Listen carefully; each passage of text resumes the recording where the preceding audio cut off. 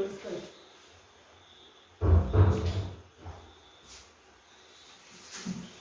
అన్నం తిని యాది అక్క తాపిస్తుంది నీకు ఇటు ఒక పక్కకి వేసుకున్నాను అనుకో నేను ఒక పక్క వంట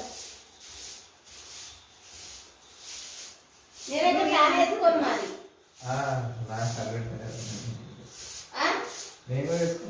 అదే అంటున్నా చెద్దరు ఎట్టిందా అని ఇది మంచిగానే ఉందా మరి ఎట్లా చెద్దట్లేదు ఆ సాయంత్రం ఏదన్నా ఉందా తెలియదు ఖచ్చితంగా ఒకటి కావాలి ఇది నాకు కావాలి ఇది